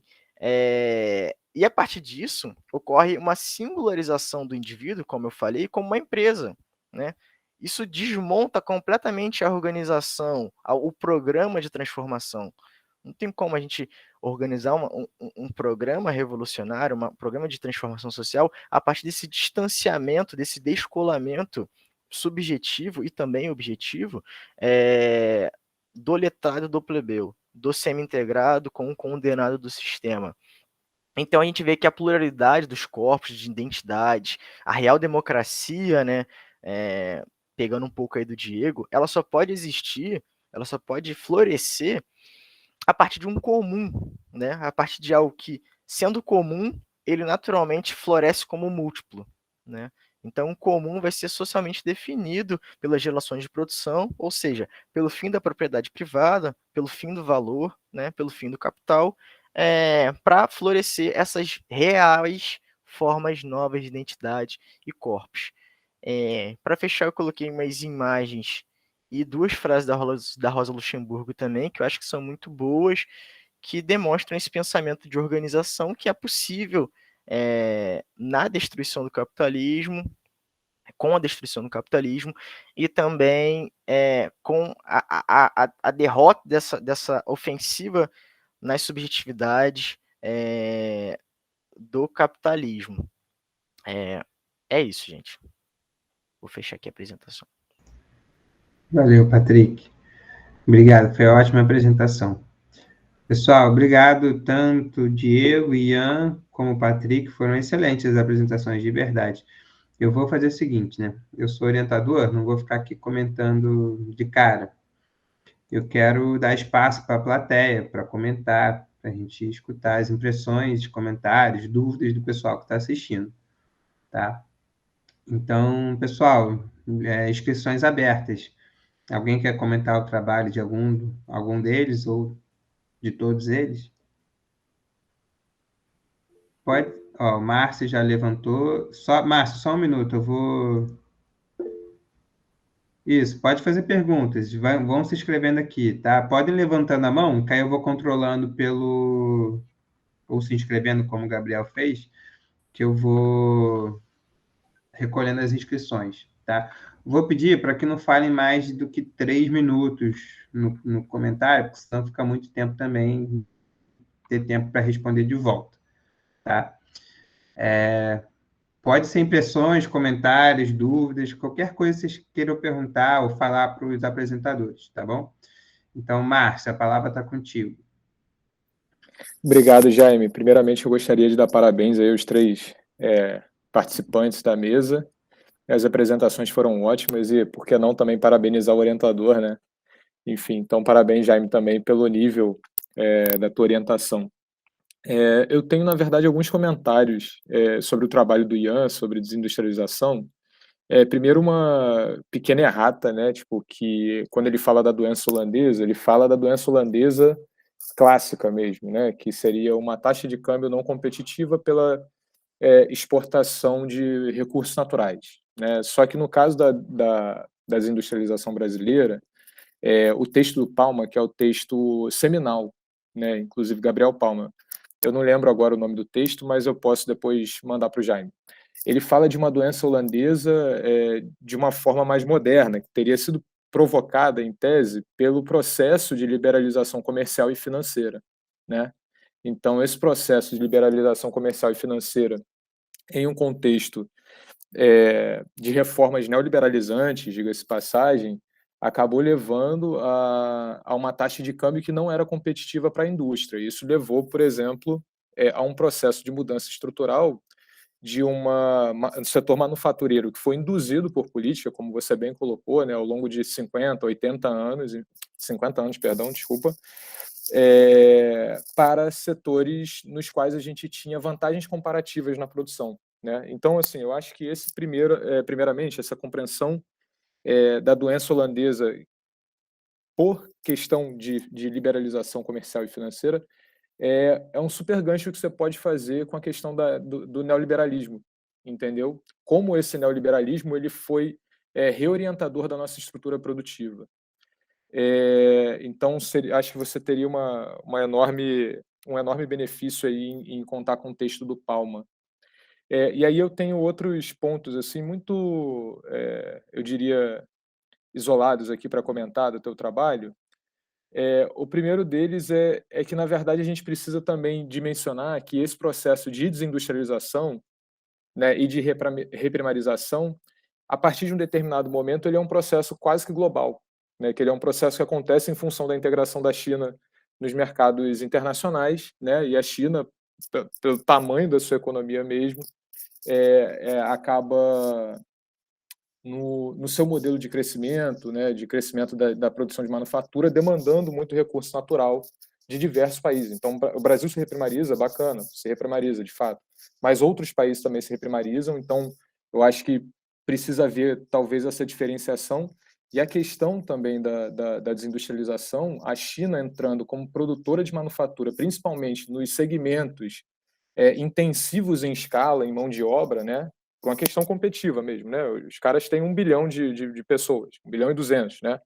Levou a essa indústria, num contexto de fragmentação da produção global, né, em diversos processos, levou a parte que é intensiva em mão de obra para a China. Então, a Europa vai se desindustrializar, a América Latina vai se desindustrializar, alguns países da África, a Trejana fala, né, eu não sei se é nesse texto que você cita da Andreoni Trejana, que é uma desindustrialização pré-industrialização, né? Então, assim, é interessante fazer essas pontuações também, porque tem uma coisa que acontece em escala global, mas tem elementos específicos da nossa realidade que você pode linkar super bem com a tua pesquisa sobre as reformas neoliberais, etc., e esse pé de barro que foi o processo de industrialização brasileiro, muito frágil, como você bem colocou, né? E, por fim, o último comentário bem pontual. Eu gostaria muito, depois que você tivesse uma sessão do teu trabalho, não sei se é uma orientação para monografia, sobre os impactos ambientais sobre isso, né? Que fosse uma sessão, assim, um anexozinho pequenininho, porque tem tudo a ver com o que você está pesquisando, né? Tudo a ver. Enfim, acho que o Jaime, eu não sei se você estava na aula do Jaime na semana passada ou retrasada, enfim, mas a gente discutiu essas questões. A gente pode debater, vou parar minha fala por aqui, a gente pode debater depois a dimensão ambiental dessa desindustrialização. A hora que você quiser também, estou à disposição. Tá bom? Parabéns a todos pelo trabalho. Valeu, Márcio. Excelente comentário. O Ian não estava porque ele não está fazendo essa disciplina. Na verdade, ele já fez essa disciplina comigo, a primeira edição, né, de controvérsias da formação. E naquela edição não teve aula sobre, né, sobre a questão ambiental que você deu, Márcio. Mas eu posso passar o link porque eu gravei a aula para todos vocês aqui, tá? Foi uma aula bem boa. E o Márcio conectou exatamente com a questão da desindustrialização. Foi ótimo, inclusive. Obrigado, Márcio. Foi excelente. Agora, pessoal, temos o Gabriel e depois a professora Marga. Tá bom? Gabriel, 3 minutinhos. Marco aqui para você. Valeu, Jaime. Não, vou falar rapidinho, fazer pergunta rapidinho. Primeiro, parabenizar os três, foram excelentes apresentações. Parabéns mesmo, parabenizar o Jaime também pela orientação. E eu vou fazer as perguntas rapidinho, e infelizmente, eu vou ter que sair, que eu tenho que abrir uma sala para uma reunião, mas eu quero muito ouvir as respostas na gravação também. A primeira, para o Diego,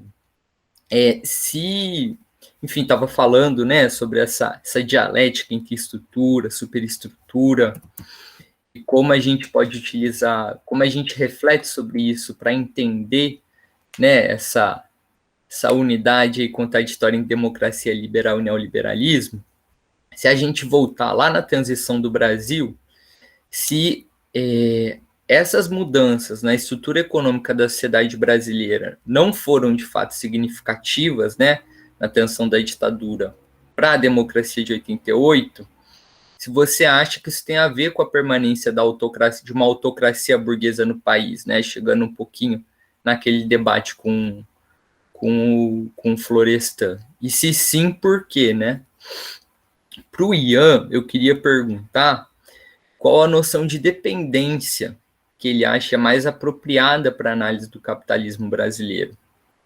E se esse processo de desindustrialização teria uma possibilidade de reversão dentro dos moldes do capitalismo no Brasil.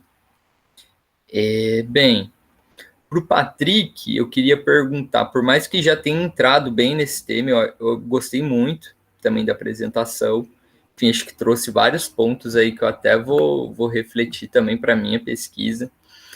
De que maneira, Patrick, você considera que o mito da democracia racial se relaciona com o neoliberalismo? Eu acho que você começou essa discussão, mas se você pudesse desenvolver um pouquinho mais. E acho que quando você trouxe nessas categorias do Clóvis Moura sobre grupos específicos, grupos diferenciados, acho que dialogou bastante também, né? Trazendo para a contemporaneidade. E a pergunta, né, que, enfim, você tocou também, né, mas como é que classe e raça se relacionam, né, enquanto categorias sociais concretas para você e como potências, né, para superar isso. Acho que você entrou bem dando exemplos bem concretos, foi bem bacana, né, para superar o atual modo de produção, especialmente aqui na periferia do capitalismo. É isso, gente, eu vou ter que sair lá, mas meus parabéns e vou pegar a gravação depois. Um abraço. Obrigadão, Gabriel. Foi excelente, as perguntas foram excelentes. Sem mais delongas, Marga, tudo bem? Bom dia. A palavra está contigo. Oi, bom dia. Está me ouvindo? Estamos sim. Eu estou na rua, então não posso abrir a câmera e tudo mais. Eu consegui entrar só para a apresentação do Patrick. Então, antes que nada, parabéns. Parabéns, Patrick. Eu adorei a apresentação, Jaime, por essa orientação maravilhosa. E, primeiro, eu acho que esses debates estejam acontecendo no Instituto de Economia é fundamental. Então, parabenizo todos vocês. Ouvi só o finalzinho do Ian, o Diego não ouvi, mas eu acho que nesse momento, sim, o debate é justamente o que fazer com essas políticas neoliberais, como contrarrestar essas políticas que são neutrais, que são classes cegas, gêneros cegas, raças cegas, né? E que, na verdade, eu gostei muito, como o Patrick apresentou, na verdade, que o capitalismo tenta se apropriar de todas as lutas e dar um olhar liberal e transformar todas essas discriminações e opressões em mercados, né?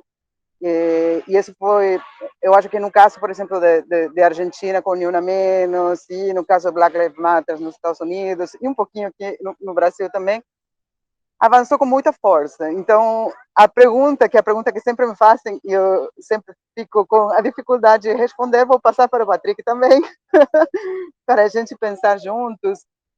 Nesse momento, né, temos esses frentes de luta. Eu acho que o movimento negro avançou muito, o movimento feminista também, mas ainda muito descolados um de outro, e onde as possibilidades, e isso sim, sobretudo no caso do Brasil, a gente vê muito difícil a possibilidade de superar essas políticas neoliberais, superar esse projeto do capitalismo predatório. Então, que insights pode trazer aí essa galera que está estudando tão lindamente esses temas para começarmos a pensar, né, uma superação real a partir da leitura desses grandes teóricos que o Brasil nos deu, né? Então é isso. Parabéns de novo e muito feliz por essas pesquisas estarem acontecendo. Valeu, Marga. Excelentes comentários e boas perguntas. Bom questionamento aqui, Patrick. Pessoal, é o seguinte, já foram 3 perguntas e não tem mais nenhuma inscrição. Eu vou passar para vocês poderem comentar o que falaram para vocês, tá? Mas deixa aberto ainda para se alguém mais quiser se manifestar, comentar, perguntar, tem tempo ainda. Tá? A gente tem até 11 horas, o horário protocolar. Eu vou fazer no final uns comentários rápidos, não vou ficar falando muito aqui, nem fazer perguntas, porque posso conversar individualmente com vocês, né? Acho que vale mais aqui o debate com a plateia, essa troca de ideias, tá? Então, vamos fazer o inverso, começar pelo Patrick, depois Ian e Diego, pode ser assim? Então, Patrick, começa com você. Tá, beleza, Jaime. Obrigado, Gabriel já saiu, né, mas ele deixa gravado o pedir obrigado também. Pedir obrigado para a Marga também. Eu cortei um pouco da minha apresentação na hora para dar tempo de falar tudo, mas esse projeto que eu faço, que eu estou fazendo, que eu estou pesquisando junto com o Jaime na orientação, ele nasce com a Marga, né? Ele nasce com o NOENF, nasce com o Núcleo de Estudos e Pesquisa em Economia e Feminismos. Então, é mais do que um obrigado, né? A Marga é parte desse projeto, assim como todas as pesquisadoras que lá atuam. Mas tá. Vou responder a primeira pergunta do Gabriel, que é sobre a democracia racial e o neoliberalismo. Eu acho que tem uma contradição muito bacana a gente observar aí, que aparentemente, quando essas novas formas de concessões, essas novas formas de integrações desses grupos subalternizados acontecem no neoliberalismo, ele, de certa maneira, na aparência do processo, ele expulsa, né, a democracia racial do debate, seja para bem ou seja para mal, né? É como se fosse que a democracia se baseia num chegar lá, né? Num alcançar algum estágio, algum patamar, né? É aquela ideia de pretos no topo, mulheres no topo, enfim, é uma ideia de que a democracia é uma pirâmide, né? E você tem que trabalhar para chegar lá. Eu acho que o neoliberalismo e o mito da democracia racial, eles conversam diretamente porque ele proporciona o aumento desse mito, né? De maneira que a ideia do indivíduo permanece como um deus nesse processo, né? Ele atua a todo momento em cima de si e somente para si. Então, como eu falei, isso na organização popular, e aí depois eu respondi isso em relação à Marga, é um negócio terrível, né? Um negócio, acabou a solidariedade de classe, acabou a solidariedade, a própria solidariedade de se entender enquanto negro, de se entender enquanto mulher, e por aí vai. Eu acho também interessante notar que, no caso brasileiro, a democracia racial, ela é tão forte, tanto na academia quanto na militância, que quando a gente pensa a própria noção de intérprete do Brasil, a gente não pensa Clóvis Moura, a gente não pensa Lélia Gonzalez, a gente não pensa, vamos falar aqui em intérpretes contemporâneos, Maria Carolina de Jesus, a gente não pensa em Mano Brown, sei lá, a gente não pensa nesses autores, nesses poetas, filósofos, enfim, nesse povo que luta pelos seus, né? A gente não pensa, sei lá, em Clóvis Moura, já falei, em Beatriz do Nascimento, a gente não pensa neles, né? A gente pensa justamente em Gilberto Freire, que espalhou a democracia racial, que fez o culturalismo, né? A gente pensa em Oliveira Viana, né? Enfim, a gente pensa em todo mundo que foi o criador, que propagou esse mito da democracia racial justamente por isso, porque o que a gente entende como clássico, o que a gente entende como o ápice da academia, são esses caras. Então, o próprio movimento de decolonizar esse processo, e aí já entrando um pouco na resposta da Marca, e a sua segunda pergunta também, Gabriel, da relação de classe e raça e a superação do capital, e da Marga com essa relação de superação também, eu acho que o movimento... eu tenho fortes discordâncias sobre, dentro da teoria decolonial, como os autores que atuam ali, eles indicam um processo de transformação. Acho que fica muito na questão idealista do processo, mas eu acho que o esboço deles, assim, a crítica deles ao processo de formação do conhecimento, ali a gente pega o Quijano e toda essa galera, assim, é fundamental. É sair um pouco desse movimento academicista, desse movimento que não engloba com a favela, que não engloba com os movimentos sociais, que não engloba com os condenados do sistema, né? Eu acho que o Clóvis Moura também diz isso muito bem, aquela relação de letrado e plebeu. Enquanto o letrado não se uniu com o plebeu, como o Clóvis Moura fala, é um movimento que coexiste, mas não se une. E se ele não se une, não tem transformação social, sabe? Senão, a todo momento, esse universo plebeu, que é a massa da sociedade, né, que são a galera que agora na pandemia foi para fome, sem essa galera tendo 3 refeições por dia, sem essa galera tendo uma formação de consciência para si, eu não vejo superação possível, sabe? Eu acho que tem caminhos de fazer isso. Eu acho que um caminho que é muito fértil é o marxismo, né? É uma teoria que se propõe a transformar a sociedade por observar as próprias contradições que nela atuam, né? Então, chances de negação dessas formas, mas também eu acho que é fundamental a gente atuar sobre essa nova perspectiva de conhecimento, de intérprete, de decolonialidade, né, nessas relações. A gente lá no Lema fez essa semana passada uma entrevista sobre cultura alimentar preta, fazendo até a propaganda aí, e é justamente isso, sabe, é conectar quem está fazendo esses trabalhos, é conectar quem está fazendo educação popular, outro tema que a gente atua, e unir esse universo plebeu com o universo letrado da universidade, a partir de uma teoria que se propõe a transformar, que se propõe a mudar o estado de coisas atuais, né? De uma maneira que vai ressaltar, que vai retrazer, ressignificar esse processo de subalternização, né? Criar um novo, como eu coloquei lá da Rosa Luxemburgo. Acho que é isso. Valeu, Patrick. Ian, você pode seguir? Posso seguir sim. Primeiro eu queria agradecer as contribuições perguntas de todo mundo, né? E mais direcionadas a mim, ao Márcio e ao Gabriel. E também as palavras acolhedoras da Marga, né? Da importância das nossas pesquisas. Muitas vezes não é tão bem apreciado assim. Vou começar então só fazendo uns comentários rápidos sobre o que o Márcio falou. Depois, se você conseguir de fato mandar esse texto do Palma para o Jamel, agradeceria. Posso até procurar no Google também, quem sabe eu encontro, mas se não encontrar, se tiver aí em algum lugar, enfim, porque de fato pode ser um gancho legal para poder fazer melhor uma articulação junto ao neoliberalismo, que também é um dos fatores, né, que ocasiona a desindustrialização, com certeza.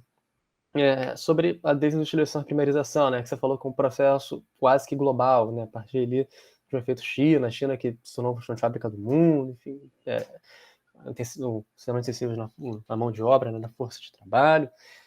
Eu não falei sobre a China, é verdade. Eu até esqueci de falar disso. Obrigado, inclusive, por você mencionar, porque complementa o que eu não falei. Eu tentei passar um pouco disso quando eu falei da questão do que seria a desindustrialização prematura, né? Porque alguns vão falar que existe essa desindustrialização mais natural, né? Que seria no norte global, nos países da Europa. Sobre a questão da reprimarização da pauta exportadora, aí eu realmente não sei como é que está a pauta exportadora dos países da Europa e dos Estados Unidos, mas acho que uma diferença que também a gente pode colocar é que aqueles países eles colocaram fábricas na China. A gente não colocou fábrica na China. Até colocou, acho que alguma coisa lá, mas não no mesmo nível. Então, acho que é mais ou menos isso que você falou, né? É tentar entender a especificidade de cada processo, porque globalmente a gente pode ver que está acontecendo esse processo de desindustrialização, e de reprimarização, mas como que ele se desenvolve em cada lugar. Essa tentativa que eu tento responder, né, na questão do Brasil. Como que ele se dá no Brasil, como que ele acontece, como que ele afeta o Brasil. E isso é o que eu tento responder na pesquisa que está em andamento. E sobre a questão dos impactos ambientais, a ideia de eu colocar uma seçãozinha sobre isso, e Cara, é uma ideia bem legal, na verdade. Eu não tinha pensado sobre isso, sendo bem sincero, nunca tinha passado na minha cabeça sobre essa perspectiva, até porque eu não conheço muito da questão ambiental, mas eu acho que é uma ideia interessante que pode ser um complemento legal, pode ajudar a fazer uma coisa mais, tentar entender melhor o todo, né? Porque a questão ambiental está muito latente hoje em dia, né? É uma situação, um problema, né? A situação ambiental hoje é um problema, a gente está passando por problemas ambientais muito sérios, perspectivas de problemas ambientais ainda mais graves, né? A partir do aquecimento global, das mudanças climáticas, dos desmatamentos que a gente passa todos os dias no Brasil e em outros locais do mundo.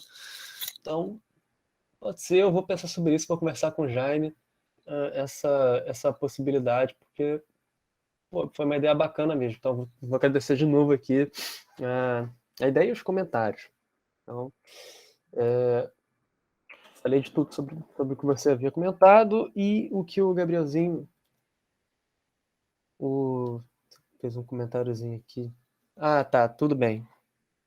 Tudo bem, vou copiar e colar aqui.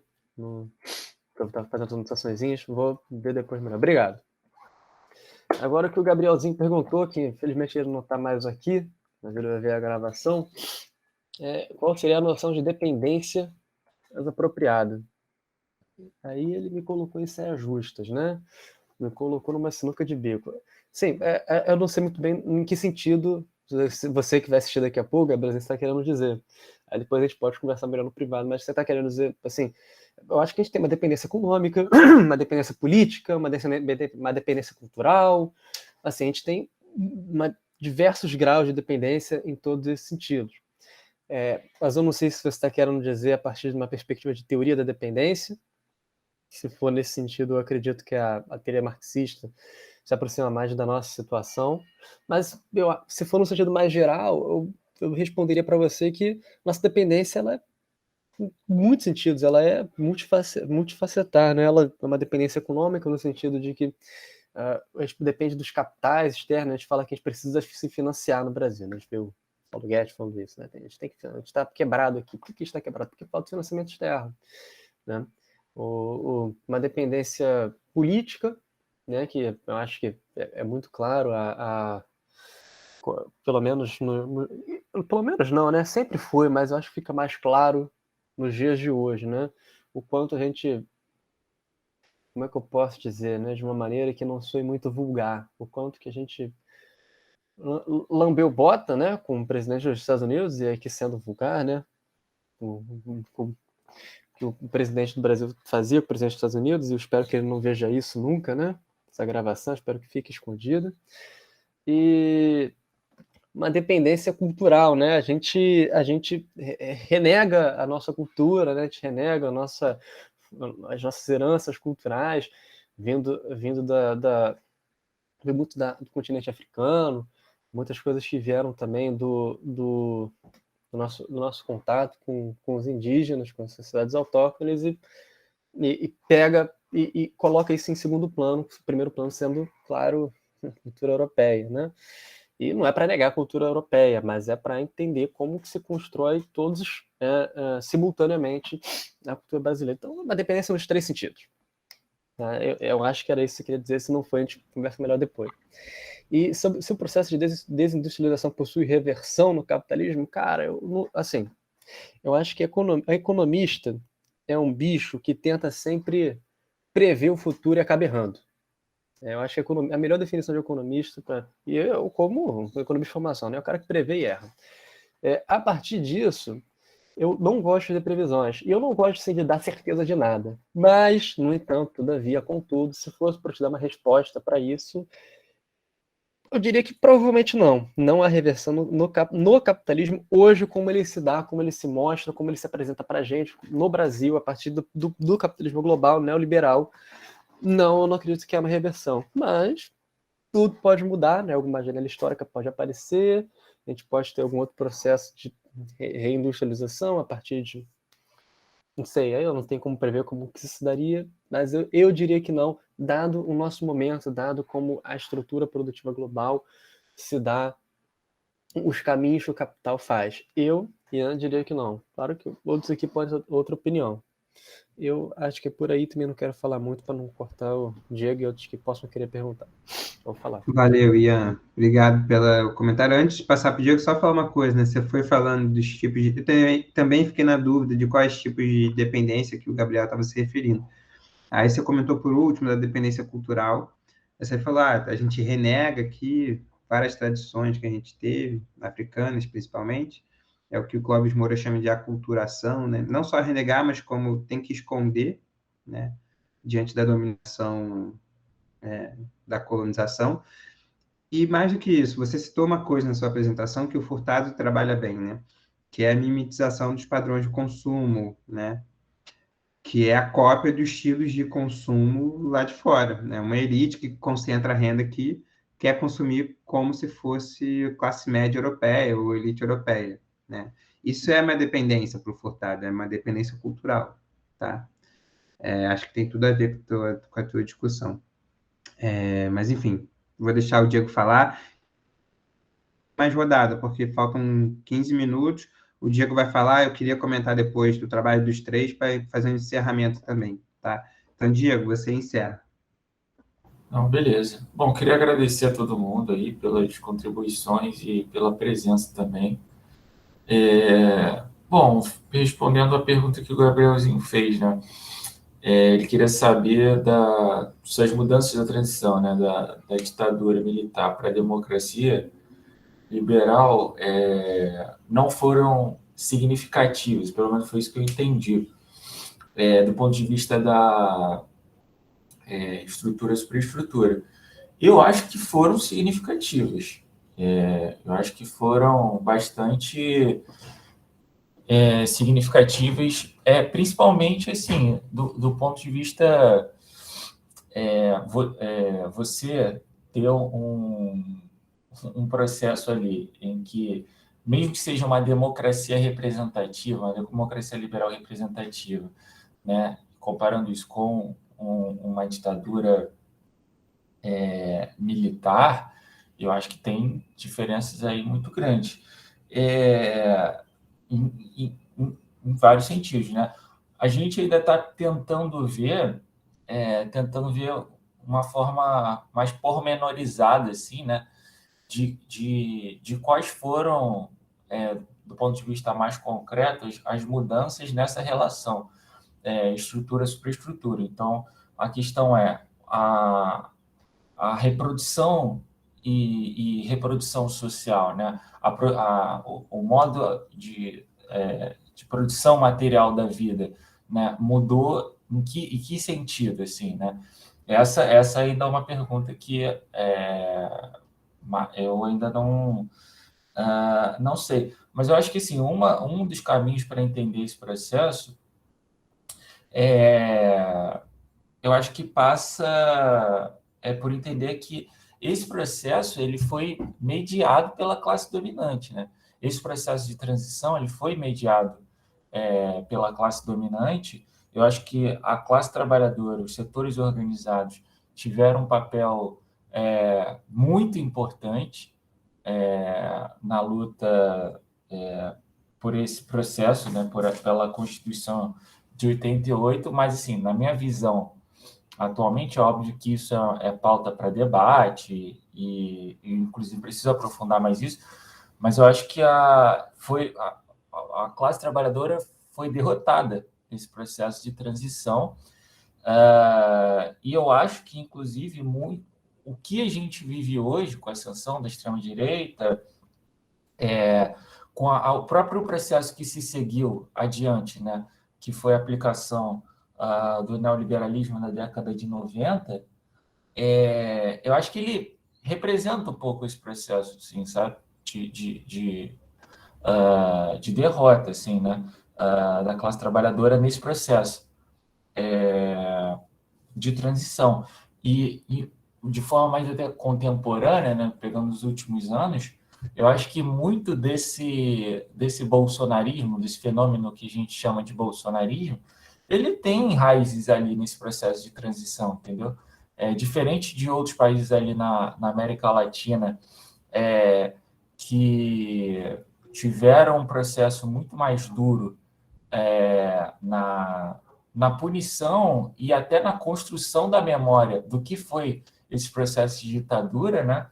Na Argentina, até hoje, a gente tem processos, a construção da memória, né, do que foi a ditadura é muito trabalhado, assim, sabe?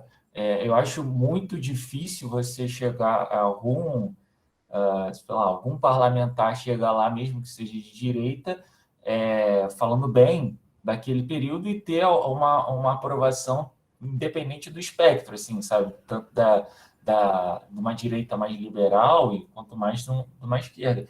E eu acho que essa extrema-direita, ela facilita, né, o processo dela por essa construção da memória muito frágil, assim, sabe? Aqui, do que foi a ditadura no Brasil, assim, sabe? Então, hoje é comum você ver pessoas relativizando o que foi a ditadura militar no Brasil, que representou para a classe trabalhadora. Isso dentro da classe trabalhadora, assim, sabe?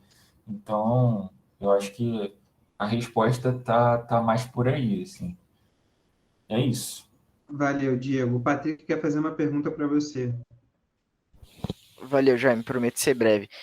Diego, tem uma questão que eu acho que é uma contradição assim, muito bacana a gente se perguntar. Eu fico matutando sobre isso. A levantar a bola para você, eu queria que você desse alguns comentários. Tem a questão que, assim, a Revolução Burguesa no Brasil, como coloca lá o Florestan, ela foi um processo antissocial, né, no sentido de oprimir, excluir a massa da sociedade, digamos, nacional, né? Então, aí, de fato, não existiria classes dominantes nacionais, né? Classes autoctones, como que o Clóvis Moura fala, enfim. Isso se consolidou numa democracia restrita, né? Aí, voltando, jogando para o seu tempo histórico, lá após ditadura militar, e aí pensando mais na ascensão do Lula, né, do PT em si, o Mauriase falou uma parada que eu acho interessante, que ele fala que com a ausência dos movimentos socialistas, com a ausência do movimento popular nessa construção de democracia restrita, ela se amplia e vira uma democracia de cooptação, né? É assim que ele chama de democracia petista.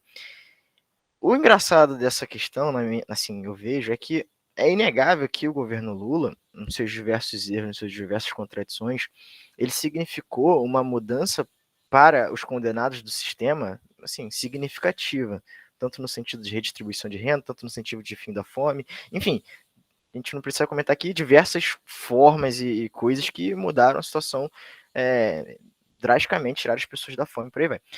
Aí tem uma questão que eu gostaria que você falasse, e aí, enfim, tem pouco a ver com organização também, com essa questão, organização popular, com essa questão entre democracia e neoliberalismo, é te perguntar qual seria o papel das organizações trabalhadoras, das organizações socialistas, nesse avanço do estranhamento em relação à democracia, né? Nesse aprofundamento de uma democracia que, de fato, não significa nem se expressa como tal.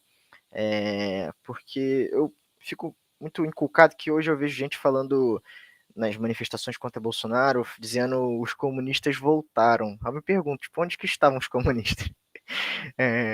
Onde que eles estavam nesse processo inteiro? Enfim, a minha pergunta é justamente essa, perguntar a sua opinião um pouco dessa relação entre democracia restrita, democracia de cooptação. E aí, quem estava nesse meio aí? Um pouco você comentou também sobre o PT, mas trazer um pouco para o lado do movimento popular. Eu vou tentar ser breve aqui, mas sim, essa pergunta é de R$1 milhão, né? Qual o papel dos comunistas num governo de conciliação de classes, né? Cara, é muito difícil porque eu acho que assim, ao mesmo tempo, né, que eu acho que assim, o movimento comunista, o movimento socialista sempre foi marginal aqui no Brasil, né? Então isso torna mais difícil ainda, né? Você no momento ali do governo de colaboração de classe que você vê mudanças materiais, né? na vida de uma parte significativa da classe trabalhadora. Acho que a gente inclusive não tem dimensão inclusive do que representou a retirada ali, né, da linha de pobreza, né, de condições, da linha da miséria ali de setores expressivos da sociedade, né? Só que, para mim, a grande questão é as limitações desse processo, assim, sabe? Até as limitações do processo de um governo de conciliação de classes, assim, sabe? Eu acho que se deu em um momento histórico muito específico, né, em que uma conjuntura internacional permitiu, né, o boom das commodities permitiu fazer esse processo, ao chamado de política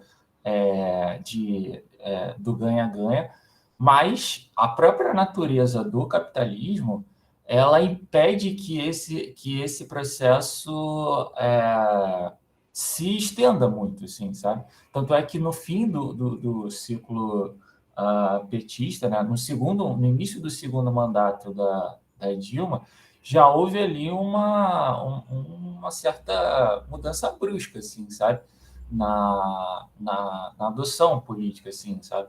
Uma implementação eu não acho que o petismo rompeu com o neoliberalismo, mas eu acho que ele, no segundo mandato ali da Dilma, ele já não tem mais condições de fazer essa política do ganha-ganha, né? E começa a aplicar uma política muito mais intensiva neoliberal, né? Que acaba desmanchando qualquer possibilidade. Eu acho que hoje, dadas as condições, não é mais possível fazer essa política de conciliação. E aí entra parte dos movimentos sociais, que tem que ser uma política pró-classe trabalhadora, e não enfim, uma tentativa ali de conciliação de classes, que isso simplesmente, pela própria natureza do capitalismo, não tem como se sustentar durante muito tempo, assim, é só em conjunturas muito específicas, em momentos históricos muito específicos que isso é possível, assim, sabe? Acho que é uma pergunta, é uma resposta, no caso, mais geral, assim, sabe? Mas eu acho que o cerne da questão é o processo de independência de classe, assim, sabe? Sabendo que é impossível esse processo de conciliação de classes com independência de classes. Não há possibilidade de uma conciliação entre enfim, vontades históricas não são conciliáveis, né? Acho que, sei lá, vai mais por aí, assim. Com pouco tempo que eu tive, eu também não quero estourar o tempo. Acho que é por aí. Tá ótimo, Diego. Enfim, é uma pergunta difícil mesmo, né? Mas é para parar e se pensar, tá? Pessoal, eu queria agradecer a todo mundo, dizer o seguinte, né? Tanto o Diego, como o Ian, como o Patrick, como o próprio Gabriel, eles apresentaram, já antes dessa sessão aqui de jornada de pesquisa, o andamento do trabalho deles na jornada de iniciação científica, né? Acho que foi o começo desse ano, foi a JICTAC, né? E aí desenvolveram para cá.